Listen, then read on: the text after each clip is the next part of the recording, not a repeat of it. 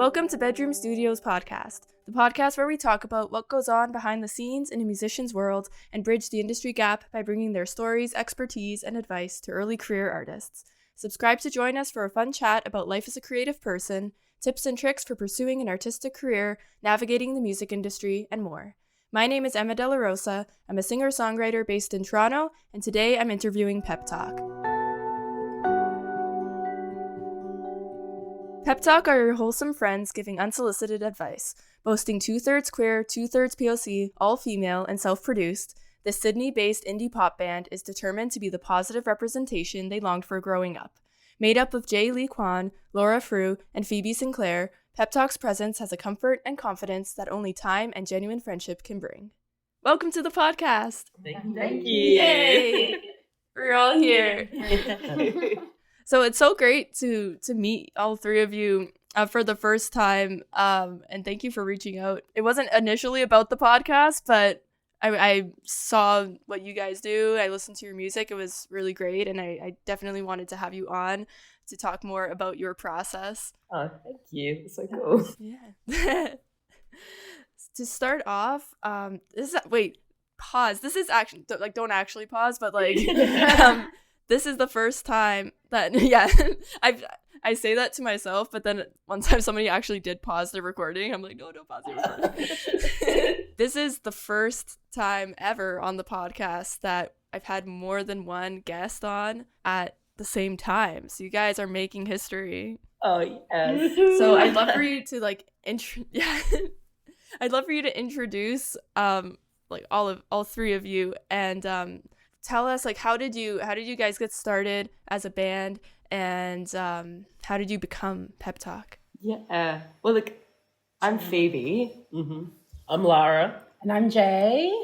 We met a long time ago. We were working in another project at the time.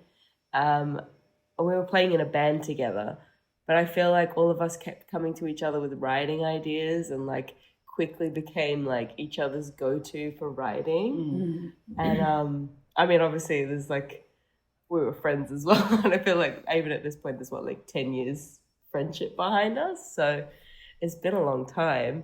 I feel like it was through writing and through playing in bands that we really met. And we all studied at the same place too. So I guess that was where we found each other initially too. Yeah. Nice. And what are your roles in the band, each of you? So I play keys, or we all, as Phoebe said, we all songwrite. And so Phoebe and Lara produce PEPTALK under Middleman. But we all, write together, and I play keys and do vocals. Jay-Lee's also an amazing producer as well. She produces with most of the songs that we work on too. But I play the bass, and yeah. Yeah, then I sing and only sing where possible.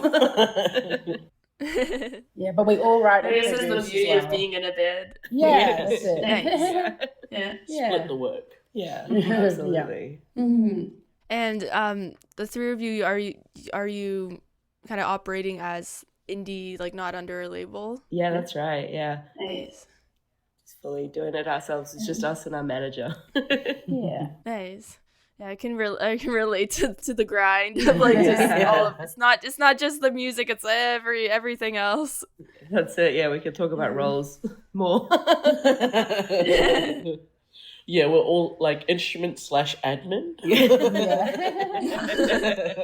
And so when I was listening to your music earlier this week, and I really love it. Something that really caught me from it was you have really catchy hooks, but also I feel like your lyrics pack so much punch in a short, you give these short statements that are these really catchy hooks, but there's so much meaning just in that one statement. Thank you. Oh, thank you. That's awesome. Oh my gosh, this computer's running out of battery. Wait. That's okay. I forgot to plug something in. We'll pause. Yeah. Wait. We'll hit pause too. We'll still take the compliment. No take backs. Feel free to say it again if you needed a restart. Or you could say a different one. Just so we can make two for one compliment. Sorry. I'm using a PC, and I don't know if you can relate, but any PC users, like when you see the screen brightness get a little bit darker, you know that like you gotta plug it in right away, or else you're just it's game over. 100%. Oh my gosh. There's always like a little bit of chaos on this podcast, but like it's just the vibe. That's the vibe. It's We really actually nice. timed our couch to come during the podcast. For more chaos. It's just for the chaos. Yeah, but it's like the world needs a little bit of fun chaos. Yeah. Yeah, I was talking. Okay, what we were talking about? We were talking about your music. Yeah. Love your songwriting. Well, thank you. Yeah. I feel like hooks wise, I think that's what we aim for. Like, good message. Lyrics, Yeah. I think all of us are lyrics first kind of people. So, yeah, thank you. It's like the best compliment to get that they're like translating quickly. That is our new bio. Thank you, Emma. Yeah, feel free to take that quote and give it to all the press. 100. So when you say lyrics first, do you are you sitting down with a notebook and writing the lyrics without thought to the melody or instrumental and then bringing it to the group to write, or do things happen at the same time, or how does that process go? I feel like it's kind of at the same time, I'd say for the most part. Yeah. But I think it's tricky. It's like, I know a lot of people really like writing melodies first, and like certain contexts that works so well, and certain projects that we do that work so well. But I think when it comes to our pep talk songs, we usually start with an idea of what we want to say before we jump in, and then they'll sort of happen side by side. Yeah, I feel like we're all like storytellers. So like, we love to we love to I think, chat for way too long, and like story and concepts are like more interesting for us, and like that's our priority before we start songs. Yeah. Even if like we start with prod and we get a vibe, we like to figure out what that vibe feels like and then build a concept around that. Yeah. I'd say we're like lyrically driven, like rather than lyrically like lyric first, just because it can come, anyway. It's just making sure that we prioritize what we're actually saying. Are there any songs that you've written that where it just really, the message really resonates with you that you'd like to share and talk about? Do you have one? I was going to say Close Friend. It was probably Oh yeah, Close Friend. Is that you? Yeah, that super personal song. Close Friend was the one for me. So Close Friend's about my like childhood crush on a girl from church, because I grew up going to church and everything. And it was like the first time that I had wanted to write about, or like felt safe writing it with you guys. Yeah. So then I was just like, I have this idea, like would like to expand on it some more. Yeah. And then I feel like for that song I felt like prod came second. Yeah. And we were just trying to sonically capture flip-flopping. The idea of going between something. Yeah.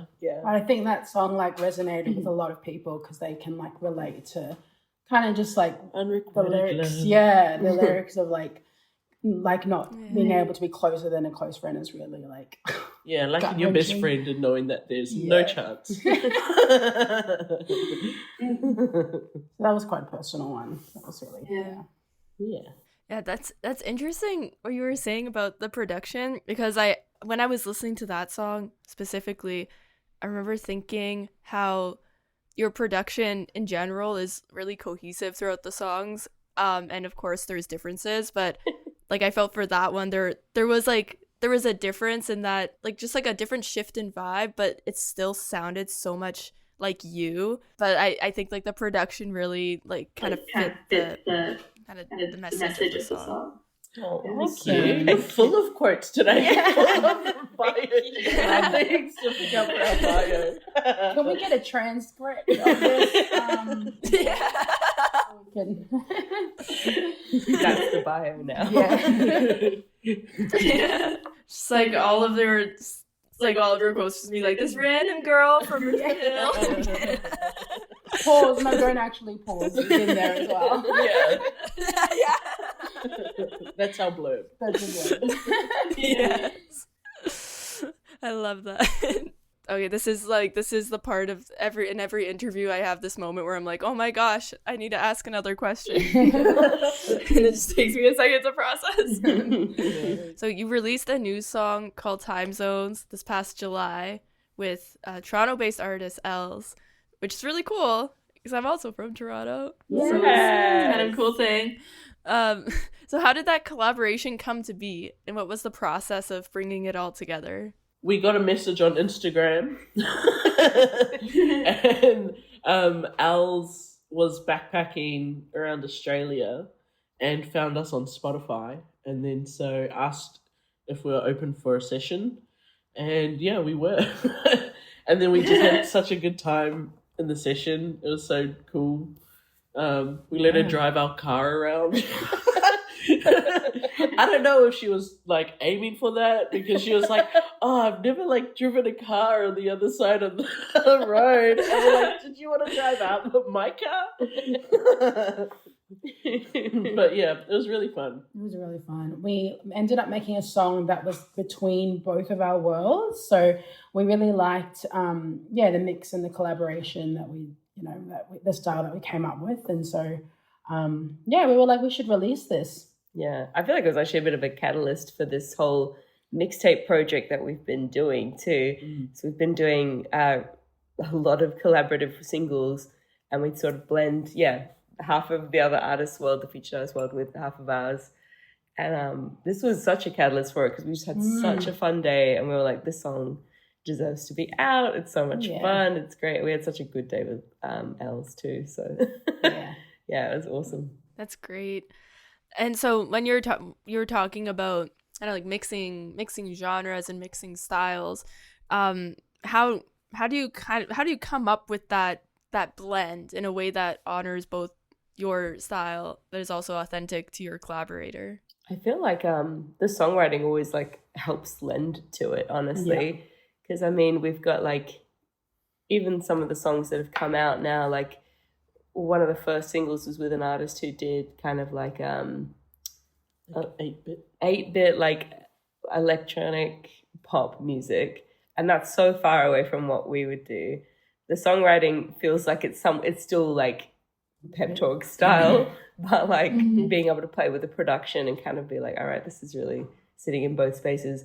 And we actually got to write every song with the featured artist with the artist too. So I mean, naturally they're like putting their world into the song as well. So it's kind of cool. Like, 100%. And I think like we love collaborating with each other, and so we have a really good practice of listening to the other artist, like each other as well as the other artist, which helped like take on their ideas and work together and lend all our ideas to the song and make sure that was the most important thing in the room. Yeah, I feel like going into writing sessions, like sometimes you don't know how it's gonna be or how the like personalities will gel together, but I think like you were saying, having the three of you already working so well together and just being like really open and fun people to be around, I think that energy would probably transcend to like whoever you're working with and automatically make them feel more comfortable in that space. Oh, thank you. Another great quote. Guys, I'm just like, I do my research, so I already am a fan of your music coming in, and so like every person I interview, I'm just like, oh my gosh, I'm interviewing a famous person. Because everyone's famous in my mind. I love that. That's so cool. So you've been playing a lot of shows recently and festivals, and I would love to hear more about what your experience has been booking those festivals, playing those festivals. And if there's let's start there. Like booking festivals, playing festivals. I feel like we've been really like fortunate. I feel like we maybe because we're such yappers, we're big on community and like love just like meeting people and chatting with people. So I feel like a lot of those like bookings have been pretty organic, just in like meeting the right people by accident and then being like, you'd be great for this. We want to put you forward for this. I mean, like, there's also been things that we've applied for and like been fortunate to get in, and it's been a mixture. Yeah, we did a showcase at the end of last year, and through that we were able to invite like festival bookers and like Yeah. all sorts of people.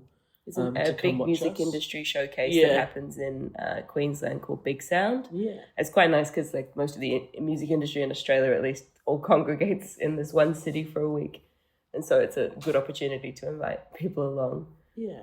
Yeah. And so I feel like through that we just like networked, met lots of people, and Yeah. we're like, come to our show. Yeah.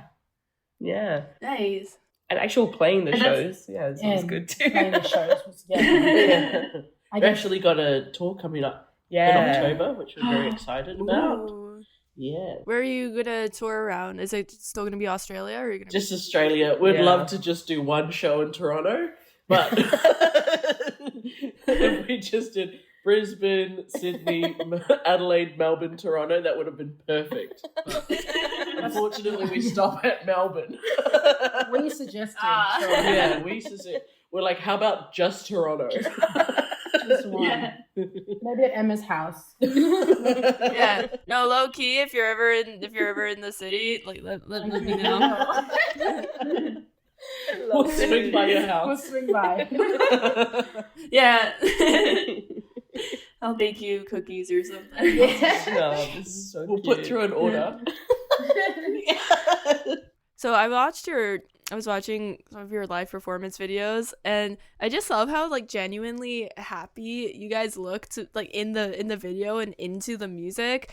Like you look like you're having such a good time, and that's so great. Like you look really comfortable, and I know that's like it's probably like normal for you and how you perform, but I know it takes or it can take a lot of time and hard work to just like get to the point where you're not like, you know, your brain's not, you're just like in the moments, you know, you look like you're very in the moments. Oh, I mean, I think the years and years of playing together helps there. Like you say, it's just like getting used to it for the most part. I think the friendship helps as well with the comfort. that's it. Yeah, but at the start, our faces were you would think we weren't enjoying it. A bit stoic. Trying to remember parts. Yeah. There's a lot of like background thinking going on, and you have to like be like, this is easy breezy. Yeah, I get that like the scrunched eyebrow when I sing, even when I'm smiling. Close. Has there been some like, oh, is this the package? This is Maybe. the couch, potentially. Potentially. I'm so sorry. Ooh. No, it's okay. This is like the perfect spot. She might be gone for a little minute, so we can just do a 2-person question if need be as well. If need be, yeah, we can let everyone know who's listening. Jay-Lee has left to go find the people who are dropping off our couch. Jay-Lee has left the chat. Jay-Lee has left the chat. And now we have actually some things to talk about. We'll tell you what's really going on. I have a question. I have a real question. My brain is at like 20% right now. I'm like I love that.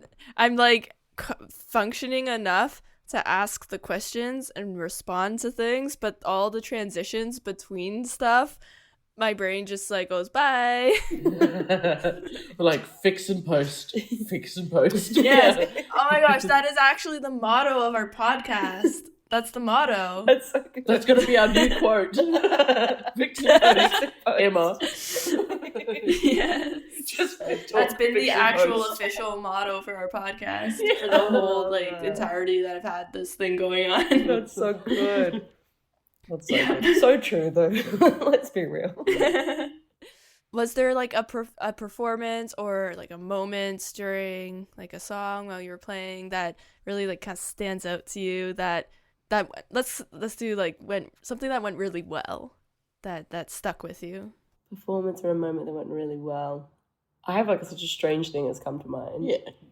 We did a few live version videos in our studio earlier in the year, and one of the songs that we released has this really weird sax sounding synth in it.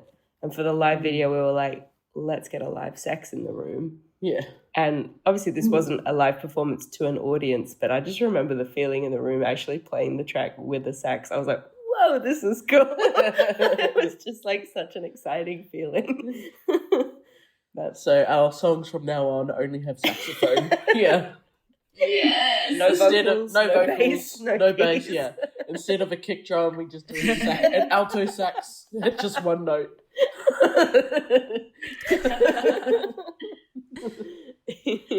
I feel like live connecting. I feel like there are always a few ones that like feel really good. We were chatting about this the other day because we're talking about set lists for our upcoming tour, and we were like, what always feels really good? Like what do we want to do? What like little changes and additions do we want to make?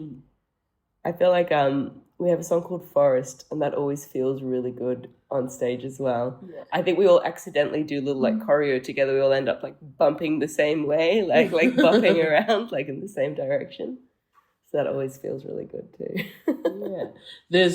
I was gonna say Hey, our song Hey. Yeah. It's It's always a fun one. When we just get like everyone to scream during the choruses. And it's especially fun when no one joins and it's just us screaming. That's personally my favourite part. Is when nobody wants to join in with the audience participation. And we're all still going hard and having the best time. Absolutely. Yeah, that's always good.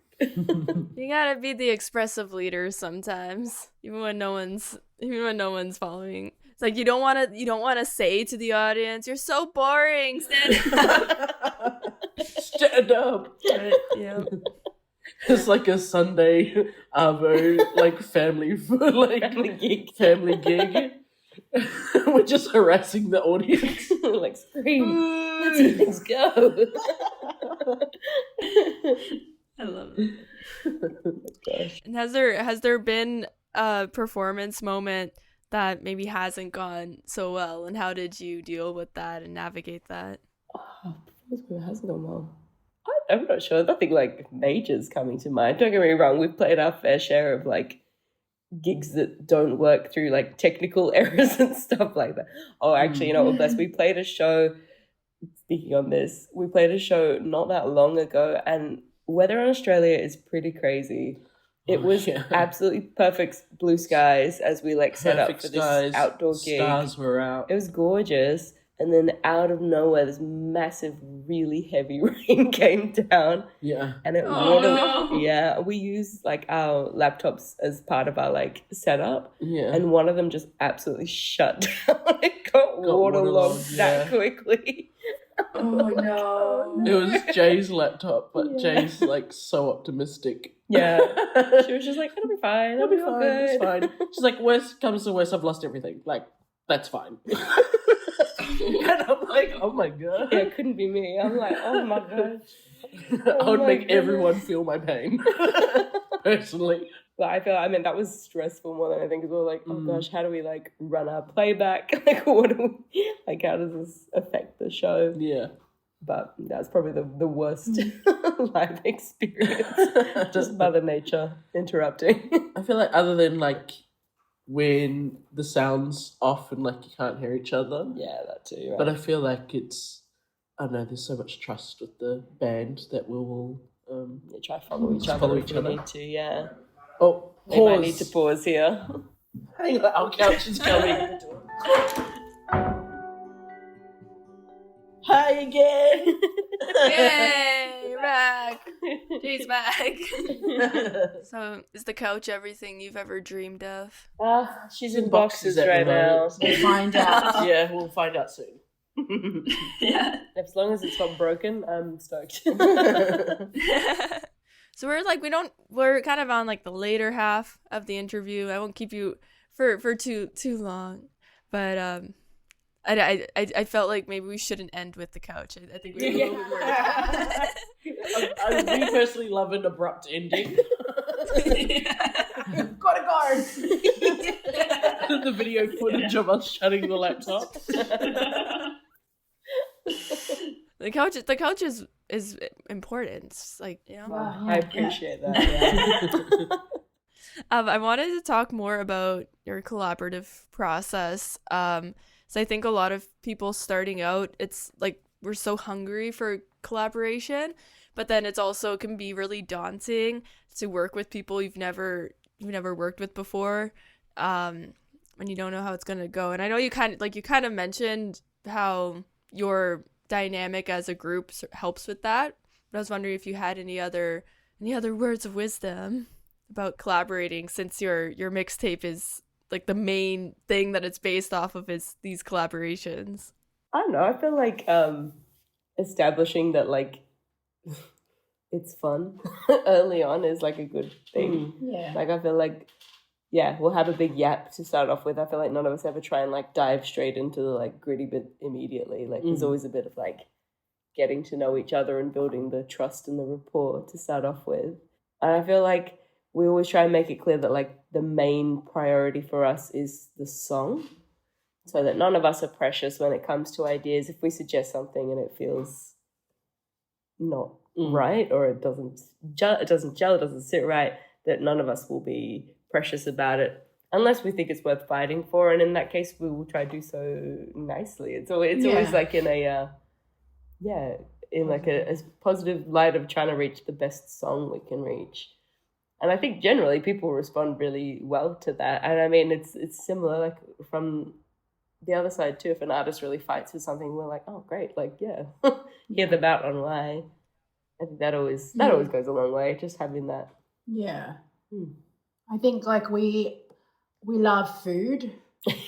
So that is the best icebreaker to begin with, because then your tummies are full and you opened up your guards down, and therefore you can, There's like a little bagel shop across the road from our studio, so we're like there all the time. Yeah, we start our sessions there. That's where the creativity starts. Yeah, that's how a good song starts, is with a good bagel.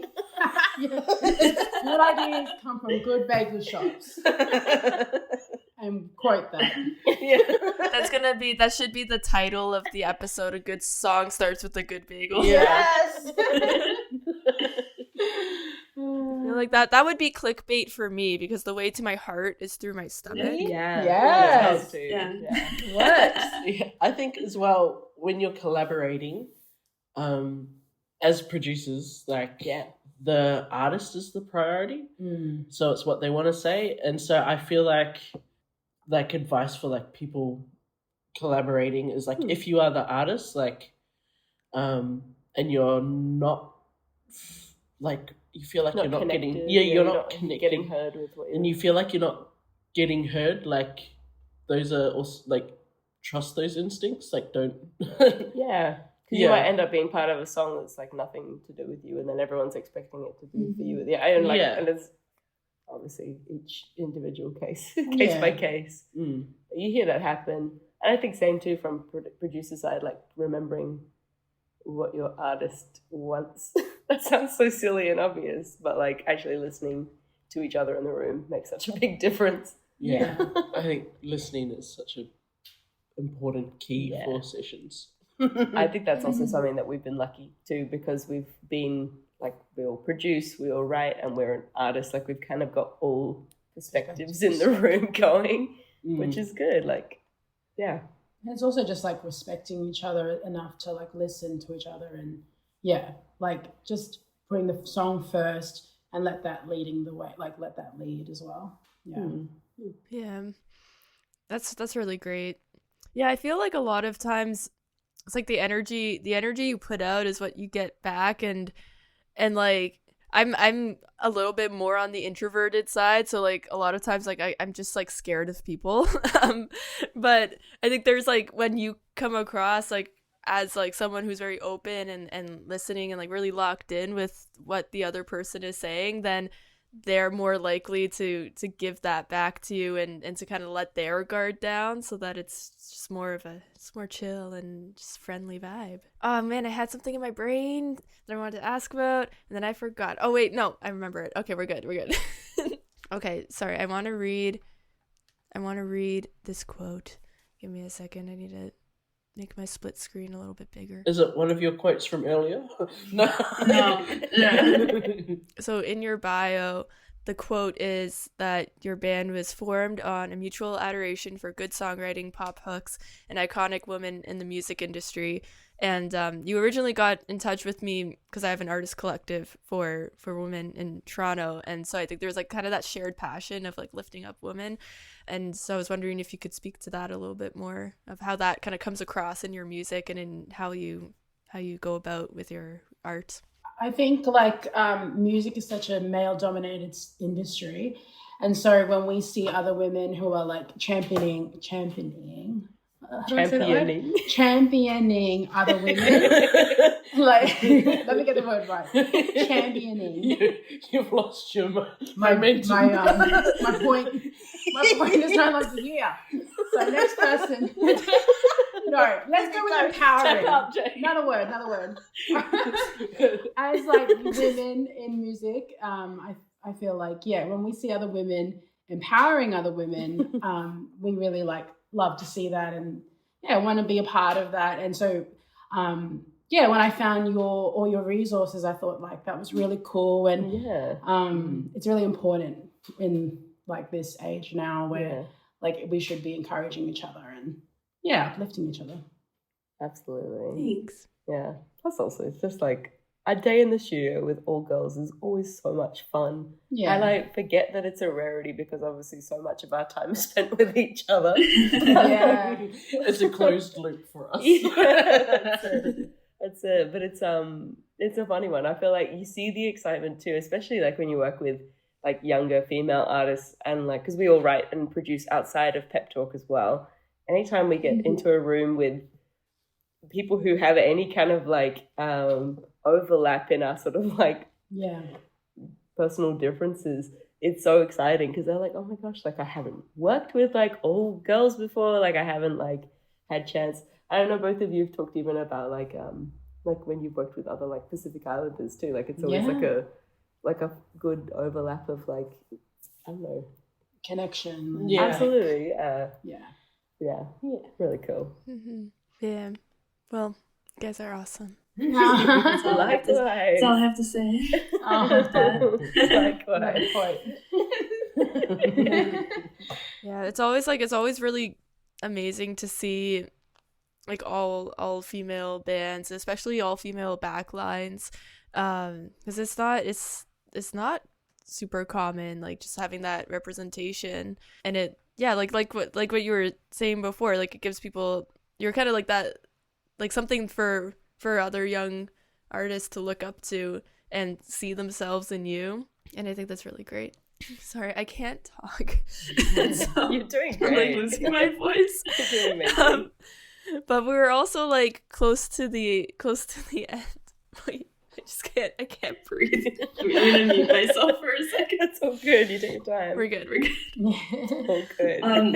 I have 2 questions that I ask everyone at the end of every episode. So the first one is, what piece of advice would you give to an emerging artist beginning their career? And I also find it cool how your first thing is you're the band that gives unsolicited advice. So I'm excited for your this is solicited advice because I'm asking for it. Love that. Yeah. What advice would you give for emerging artists? Was it emerging artists? Yeah, someone at the start of their career. For me, advice for an emergency. Sorry. For me, an emergency. My advice for an emerging artist at the beginning of the career would be to like learn some basic prod. Production skills? Yeah, basic production skills to like be able to communicate what you're wanting. I feel like that can really help. I feel like artists who work with producers, we know like quite a few artists who work with producers and like they come back with like something that they weren't looking for because like maybe the producer that they worked with like led the thing of what they thought it should have been. The sound, yeah. And I feel like if you're able to like Yeah. Yeah, just communicate those ideas. Your ideas that you're wanting. That's never a bad thing, right? Yeah. Only going to be an asset. So I had another one. Yeah, go. That's good. Go ahead. Try figure out the difference between what you love and what you sound like is also important. That's good. Yeah. Because you can name all your References are favorite tricky. artists, but you might not be able to sound like. You might not sound like them. You know. That's good advice. I like that. Good advice, Lara. Yeah. Thanks, guys. Yeah. I've been finding this year because sometimes I'll have like kind of like a deep talk with myself of like who am I as an artist and what kind of music do I want to make, and sometimes the kind of music that I want to make or that I think I should make or would like to make is different than the music that actually comes out authentically. Yeah. So like knowing the difference between that is helpful. Yeah. Like you said. And it's like not to say you can't take inspiration from it or you 100%. can't, Yeah. enjoy that or anything like that. It's just I think knowing yourself and knowing your project is something that can take a little bit of time for sure. But like that's a great starting place, I reckon. Bit of objectivity. Yeah. Does anyone else want to share something, or did I just nail it? You did nail it. Have you got anything? I feel like it's a tricky one because obviously the industry is like a tricky place, and even like you said earlier, it's a very like male dominated space. So I feel like I'm always thinking of the perspective of like a young like female artist coming into the industry. I think you need like a certain like degree of fearlessness, which is tricky to fake. But I think generally, like when it comes to like live performance and those kinds of spaces, I feel like no one ever wants to see you fail. And I think sometimes people get in their own head about how like people are going to be judging them. No one ever goes to a show. No one's ever listening to live music hoping it's not going to be good. Everybody is rooting for you. Yeah. Everyone is rooting for you to be the best thing they've ever seen. So like worrying about what people think is probably not conducive to the situation and entirely not accurate. Yeah. I feel like clocking that too is good in the live space. Absolutely. Everyone there listening is rooting for you. Can you imagine going to a show and it's like, I'm gonna pay $25 for this ticket because I want to see it go? Yeah, literally like Rock up with a clipboard and just spend the whole time writing. Oh my gosh. Yeah, exactly. What's your advice, Jay? I think I would say try and find good people to have around you and hang on to those people and just make sure, like you have a strong community around you that's going to support you, and also like having confidence and not like this is something that we are still learning as well. Yeah. Like to have the confidence to, know what you're doing and know what path you're on, and not worry about what other people are doing or like comparing or getting yourself down.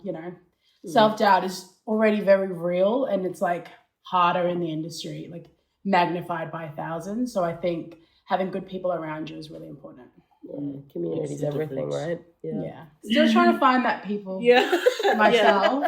But I too am trying to find good people. The last question is, what music recommendation would you like to share with our audience?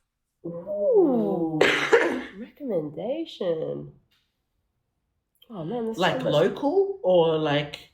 Can you tell us some Toronto artists to check out? And we'll tell you some local Aussies to check that's out. a good point. Yeah. Oh my gosh. There's so many great Toronto artists. I'm gonna plug people from my artist group. There's an artist called Mimika who's in the middle of releasing music for her new EP. There's an artist, Vicky Lovely, Nicole Haber, spectacular, like in her recorded stuff and live. We'll just get a list, right? This is awesome. Like a bunch of them have been on my podcast, because when I see artists that I love, I'm like, hey, come on the podcast. I love that. I was gonna say we have a doc somewhere. Yeah. Oh, sorry. I said and then I had nothing to follow up with. An artist I really love is Bella Moore. I think she's pretty amazing. She's Gold Coast artist. Gold Coast artist. She's very cool. very Avril Lavigne Coded. coded. Which is great. Yeah. Canada, thank you. No. Yeah. Thank you for Avril Lavigne. That was awesome. Yeah. There's a duo called Juno. They make really fun pop music and they have such a killer live show. Yeah. They're great. Amazing live performance. Yeah. Yeah. Any shout outs? Oh, sorry. That's okay. I asked you, we asked you for shout outs. There's an artist called Devora who we're all obsessed with. And She's amazing. She's amazing. Yeah. And Crazy energy. crazy. Just amazing energy. Yeah. Sorry. Did you want to say something? Actually, I'm joking. You go. no, I think Devora is great. Yeah. Amazing. Yeah, Amazing. So amazing. Yeah. That's awesome. I'm going to check them out. Yeah. Happy days. We'll need to get yours written down for Get a us. list. Yeah. Yeah. Love it. This is the end of the episode. Yeah. Yeah. Thanks for coming on. It was so nice to meet you guys. Good So to lovely. meet So you. good to meet you.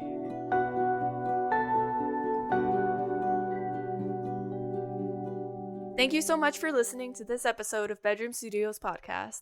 Don't forget to add this podcast to your playlists and follow us at Bedroom Studios Podcast. You can follow PEPTALK on social media and check out their music. All links can be found in the episode description. Thanks again for listening, and we'll see you in the next episode.